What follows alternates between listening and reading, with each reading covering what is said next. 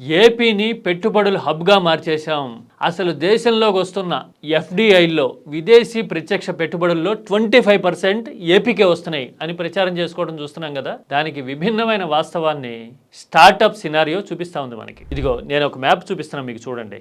ఇది ఇండియాలో ఎన్ని స్టార్టప్స్ ఉన్నాయి అని చెప్తున్న డేటా. మొత్తం ఇండియాలో 2,07,000కి పైగా స్టార్టప్స్ ఉన్నాయిట. రాష్ట్రాల వారీగా లెక్కలు ఉన్నాయి ఇక్కడ. ఇందులో లెక్క తీస్తేట తెలుగు రాష్ట్రాల్లో తెలంగాణలో 11,434 స్టార్టప్స్ ఉన్నాయిట. ఏపీలో మాత్రం 3,857 స్టార్టప్స్ మాత్రమే ఉన్నాయిట. చూడండి ఎంత డిఫరెన్స్ ఉందో. మన చుట్టుపక్కల రాష్ట్రాలు కర్ణాటకతో పోల్చినా, తమిళనాడుతో పోల్చినా, కేరళతో పోల్చినా కూడా ఏపీ ఎంత వెనకబడి ఉందో ఇక్కడ మనకు కనపడుతూ ఉంది కదా.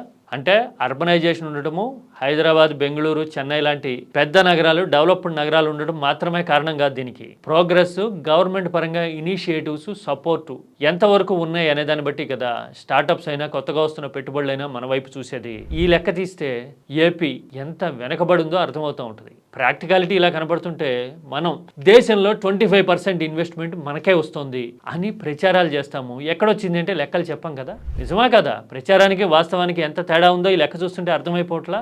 అధికారంలోకి వచ్చింది మొన్నే కదా, 2 ఏళ్లే కదా అయింది అని చెప్పి బుకాయించి రాజకీయ వాదనలు చేయడానికి సిల్లీ ప్రయత్నాలు చేయొద్దు దయచేసి. ఎందుకంటే రాష్ట్రం విడిపోయి 12 ఏళ్ళు అయితే 7 ఏళ్ళు అధికారంలో ఉన్నదెవరు? Any answer?